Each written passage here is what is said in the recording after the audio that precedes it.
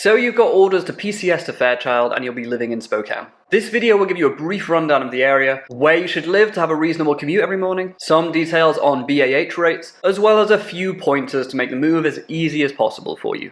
My name is Phil Wells, I'm a real estate agent here in Spokane. I'm also an engineer in the US Army Reserves. So let's get into it. Spokane is a mid-sized city located in the beautiful Pacific Northwest. It's a city that's becoming increasingly popular as a destination for people to move to and live. I describe the city as the perfect combination between a big city and a small town vibe. Cost of living is relatively low, there's access to nature in every direction, and it's a great place to be if you're into outdoor activities. When the city isn't in lockdown, there's countless bars, restaurants, and entertainment venues where you can go out with your friends, enjoy and relax. There's no state income tax in the state of Washington, so if you're currently resident in a state that does tax military income, then you have the option to become a Washington resident and keep more of your income. Obviously, I'm not a tax expert, so do your own research here and get professional advice should you choose. Spokane has a real community feel and it's easy to meet people here. As I mentioned earlier, it's a great place to be if you're active, and if you have a particular hobby like running, cycling, shooting, or anything like that. There are groups through Fairchild already where you can mix with other service members.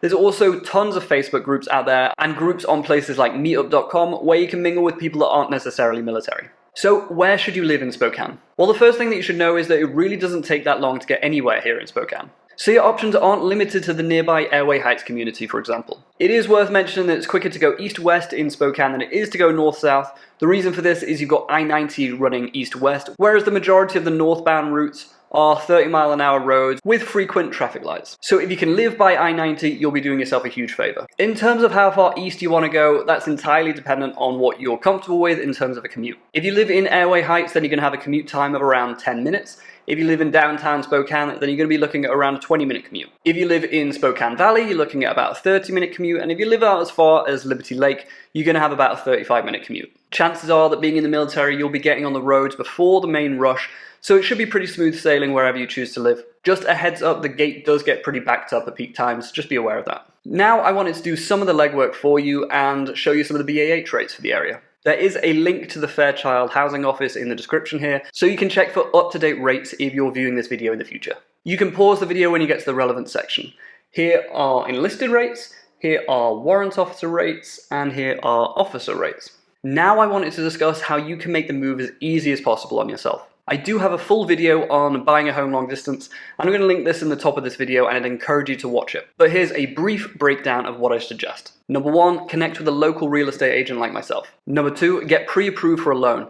If you don't already know a lender or you're not pre-approved, I can help you there. I know some great local lenders that can be very competitive on rates and have good experience when it comes to the VA loan. Number 3, start looking for your home well ahead of your move. It can take over a month from getting your offer accepted to closing, and it's important to factor in some time before that to account for finding the right home and maybe having to bid on multiple properties before we get an offer accepted for you. That's it for this video. I wanted to keep it as brief as possible while still providing some valuable insight. I would encourage you to check out my other videos because I've put out a ton of content on Spokane that you might find useful too. Spokane is an awesome city to live in, and I'm sure you're going to enjoy your time living here. Like I said, my name is Phil Wells. If you have any questions about the area or moving to Spokane and buying a property, then please reach out to me and I'll be happy to help.